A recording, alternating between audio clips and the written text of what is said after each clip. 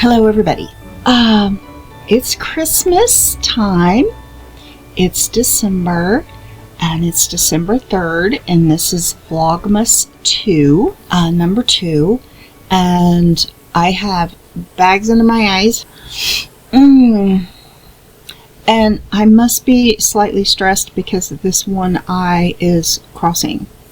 But I woke up this morning extra early, like 5:30, and I had so much on my mind that I ended up studying, talking to my PI for the longest time, getting some things straight in my head about how I wanted to do things. And, you know, overall, I'm a hypersensitive person, so I have to work. Actually, I have to work to get myself motivated, and then I have to work to get myself calmed down. So being a hypersensitive person myself and being a neurodivergent thinker, oh, it can be interesting, can it, my friend?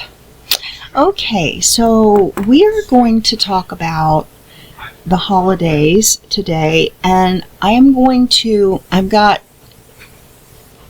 glare on my glasses again. I'm going to try to get situated here where I have proper real estate. That's what they call it. You can see my lights, but I'm going to kind of relax a little bit and lean back, and we're going to talk about how to deal with get-togethers, family get-togethers, Christmas parties. You may have Christmas parties at work. There's a lot of things to think about when you are going to be in the holidays and you're hypersensitive and or neurodivergent. And, you know, all of us are different. All of us have different triggers. All of us have different sensory issues. All of us have, fix this camera just a little bit. All of us have different backgrounds, you know, history, childhoods. So this is more of a general list of things that you might want to consider. Being neurodivergent, I always felt like the one out. I always felt like the one that wasn't neurotypical enough. I didn't fit in. I did odd things because of my emotional deregulation that made me, you know, I always felt like I was kind of looked down on among all the neurotypical elites, even in my own family. I'm sure that was not their intention. Even though I have a family that's full of neurotypical people, they are generally loving and kind, even if they are almost military strict. But I never did fit into the mold, and so I always struggled. So we're going to talk about some things that might help you get through the holidays. Or if you're incredibly sensitive, you might actually just not go to the family get-togethers. And, you know, I want to encourage you to try to have fun through the holidays. Just because your neural network, your biological neural network, is different than some people, you are highly sensitive in that all your senses are out the roof.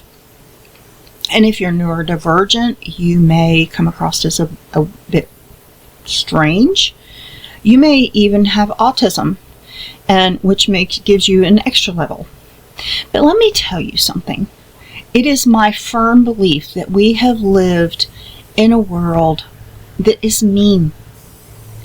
The traditionalist led the way to the boomers, and the boomers led the way to the Gen X, and their way of surviving included a lot of harsh attitudes and a lot of harsh words. And I was raised that way. And, you know, it was like, you stump your toe. Well, I told you to wear shoes. Bet you'll think twice before you do that again. That's what you deserve. You know, it's like, now my parent family didn't talk to me like that. They would have been more sympathetic, but I was only with my parent family till I was 14, and then I was with other people, and that's kind of the way they were. But we need to get away from that, and it is my firm belief that neurodivergent, autistics, hypersensitive people are the gateway to a kinder, more sensitive world.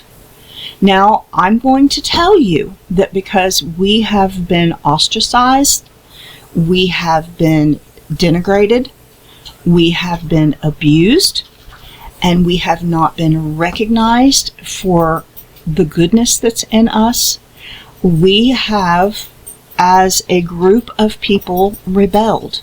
And we have learned a lot of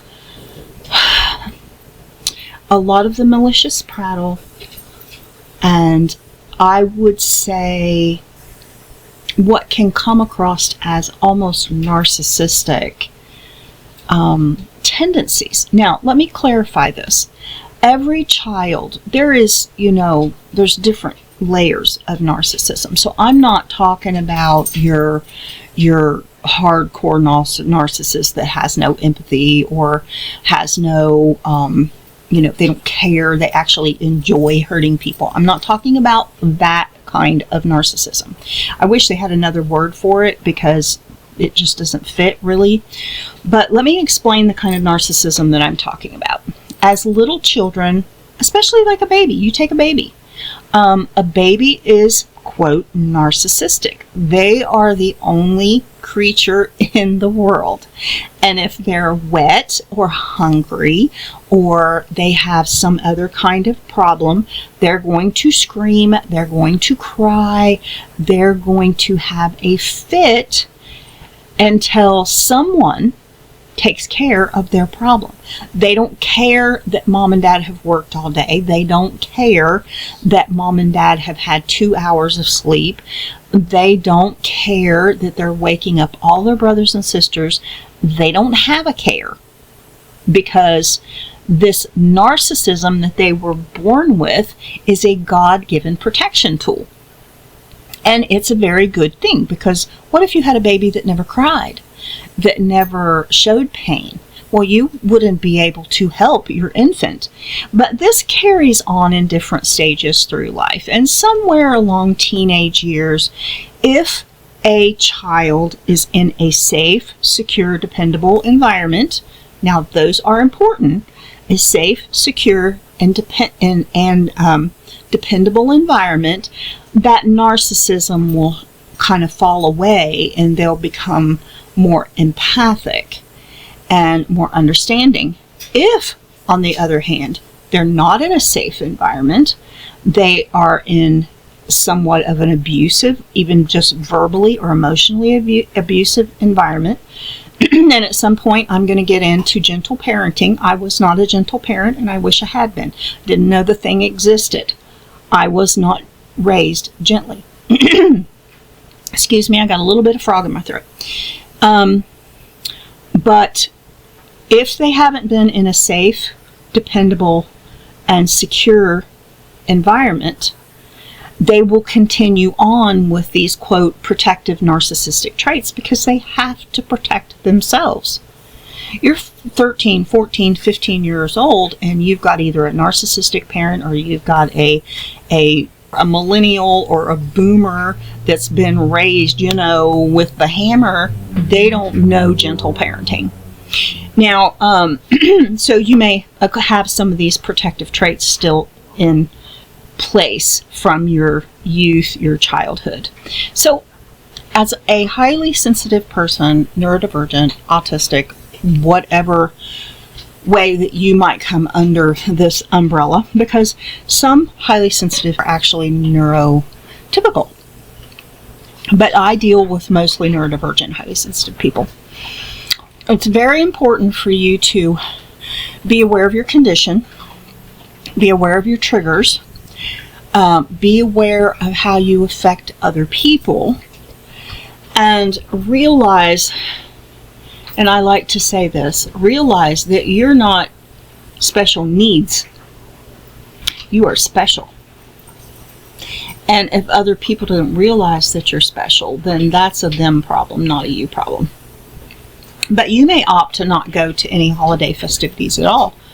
And that is your choice. If you are in a position where you feel like that's the best thing for you, it's fine. But I always hate for people to miss out on the fun and the festivities if they can go. I'm going to talk about some of the things you do need to be aware of, because and some of these things may not fit your particular issue, but they will, I'm sure some of these will affect all of you. So you need to realize that, number one, when you go to these holiday festivities, you have to be your own support system. Some may be benefited by having other people in their family, a mother, a sister, a brother, partner, that understands their situation and they're out there, in front kind of protecting you. Most of us do not and did not have that benefit. So you need to be prepared to support yourself. And ways that you can support yourself are you can have a support team, people that understand that you have these issues and they will protect you, but you can also have a support, some system support tools. Support tools might definitely will include any mood regulation medications that have been prescribed to you, of course. But it might also be calming teas. Instead of drinking coffee and caffeinating yourself, you might drink chamomile or, I think sometimes maybe peppermint tea, or you would have to research the teas that you like that actually calm you down, some kava or something. Like I'm sucking on this cough drop to keep me from coughing. You might find candies that have, lavender or kava or something that would be calming. You might have a stress ball in your pocket. You need to be prepared to support yourself. Be prepared with your any tools that you could use to help you be not too stressed and to lower your anxiety a little bit and be proactive about that. And then also have, maybe if you're blessed, to have a couple of people that are there to kind of step in front of you if Uncle so-and-so is blaring in your face, or they turn the music so loud that you can't hear yourself or something. There are certain ways that you can cope. Now, I'm going to speak to the neurodivergence, because we can often do a few things that make it worse. First off, especially if you've been raised in a family that is, you've got a screamer, you've got a yeller, or if you were raised in a family where there's a lot of mental, emotional deregulation, you're going to be hypervigilant. You're going to be a person that you can walk in the room and you can tell the ones that are slightly unstable and they're ready to pop a cork. Okay. As I was saying, if you've been raised in an unstable home, you're going to be hypervigilant. And you have this instant scan. And you walk into a room, it's just like walking into a classroom. You're scanning the room, and all the ones that are troubled are going to be trouble. They're going to be a problem. You can empath them, and you can pick them out. They're highlighted red. So you have to be prepared for this. And it can be a useful tool, because if you see that someone is going to be that person, just calmly go to the other side of the room, Don't be with them. If you're lucky enough to have several rooms, this is another tool you can use. Find a quiet corner that maybe you can retreat to when you're not being involved in eating or games or whatever. If things get too loud, take a break, go to the bathroom. As a neurodivergent and hypersensitive person, you can also be really, really impatient with other people that are driving you crazy. So be careful with your tone.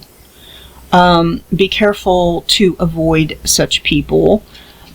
Be careful that you don't do anything that makes you highlight, don't put yourself out there in front by telling someone you're in my personal space, you need to back up. You would be better off to be kind and quiet and back up yourself, or say, oh, excuse me, I have to go tell someone something, or I have to go to the girls' room or something. Kind of get in the habit of backing out of conversations that are uncomfortable. But try not to be impatient, because sometimes, and I know this because, listen, I have an autistic family, my personal family, my kids, and people I live with.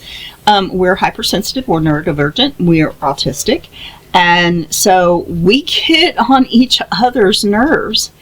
And one reason is because sometimes a neurodivergent person, because they're feeling somewhat violated, or they're feeling somewhat put down, or if they're feeling very uncomfortable, they may be the ones that are getting loud. So you've got this neurodivergent autistic over here that's also hypersensitive, and he's getting really, really loud because somehow or other that's his coping mechanism. And you have the shy, hypersensitive, really quiet person over here that just can't take the noise or can't take the robustness of the conversation. And so we can even get on each other's nerves.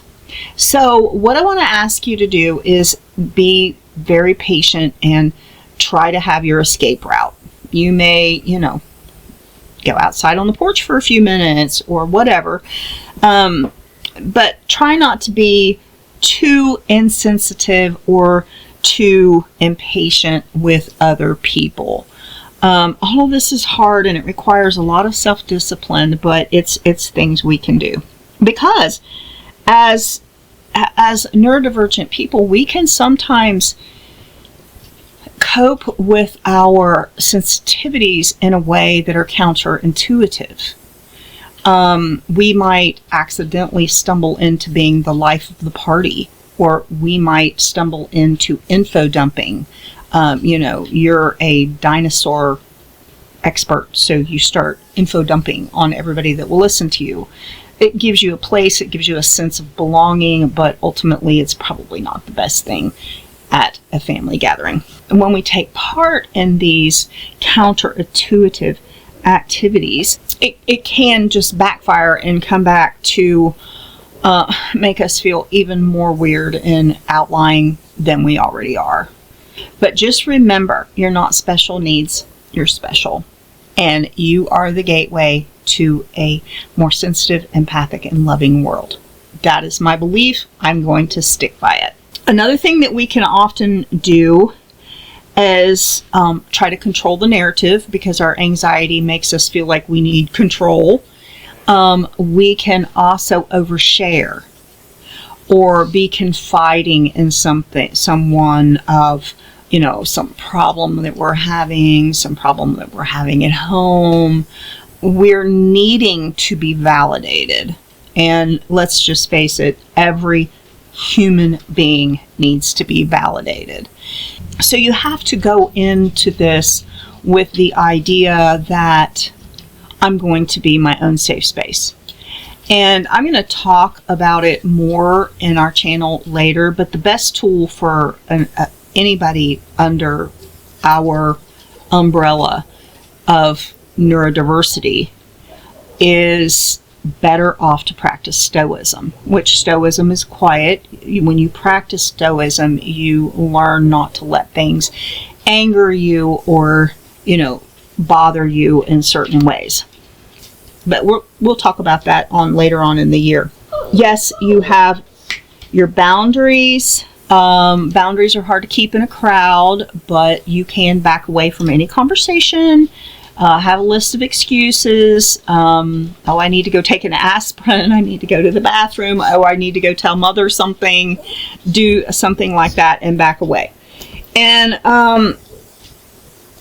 try to avoid meltdowns. Now, it's really easy. No. Are you just being bad? Why? Okay, so he's just going to be a little bad boy. And you want up here too, huh? They're jealous of me making videos, is all I know. All right. I don't want kisses. No kisses from you. I don't want no kisses. They're both jealous. Now, I want you guys to go play. Go play. There you go. They're just like children. Try to avoid meltdowns. And meltdowns are a problem. Now, meltdowns are not always loud, boisterous, and draw attention to yourself.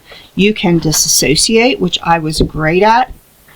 I just want to crawl in a hole and I don't want to talk to anybody. I want them to leave me alone. I can't even carry on casual conversation.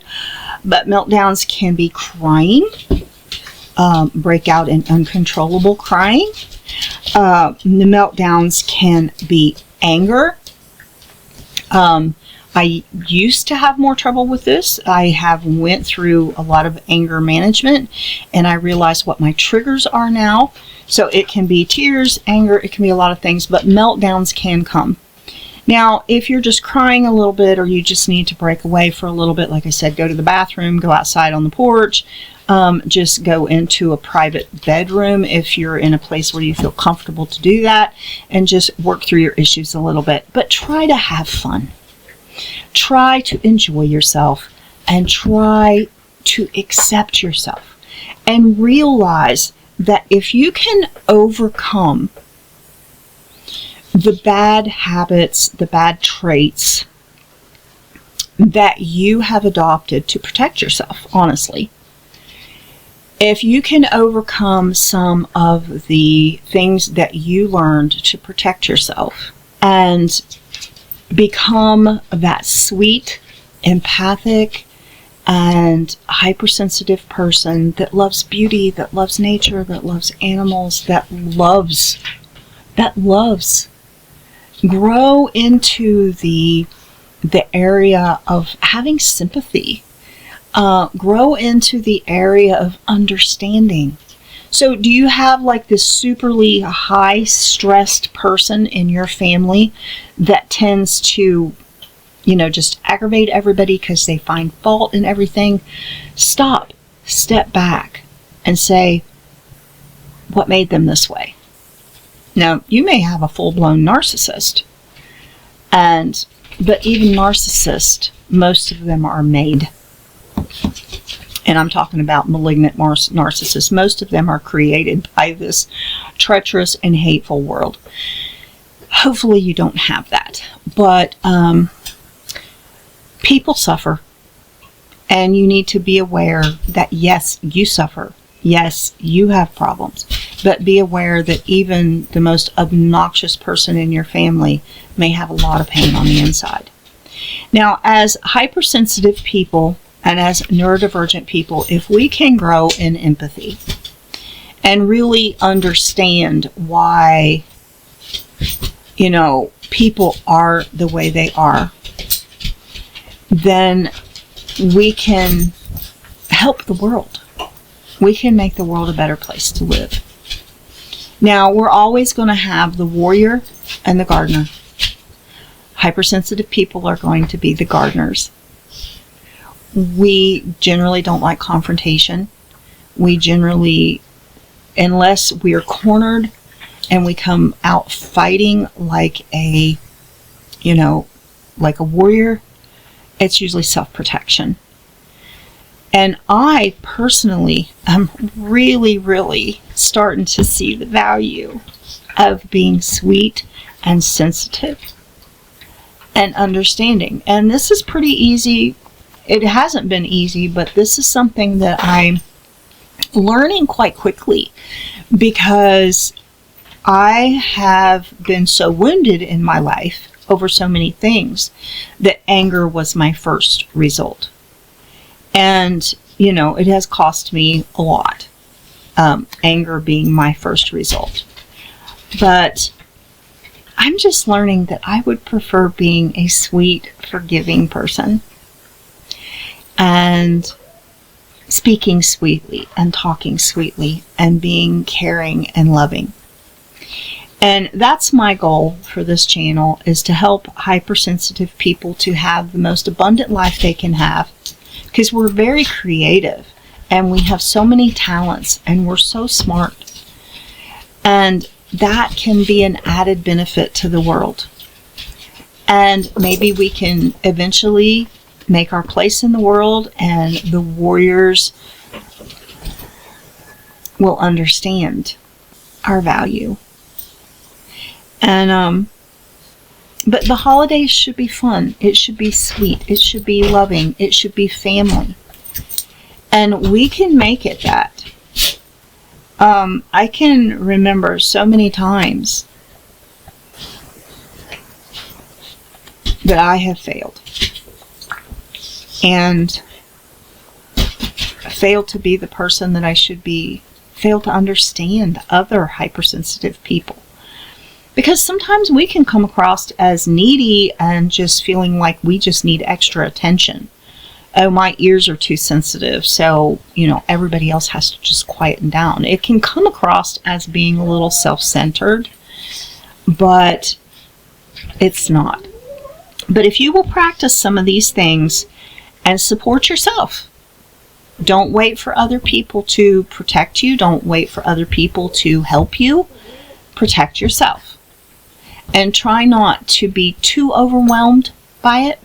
Maybe get there a little later and leave a little earlier. Whatever makes you feel more comfortable. But enjoy the holidays. Enjoy the colors, the lights, the trees. Try to feel the nostalgia. And try not to be so overwhelmed that you don't enjoy the holidays.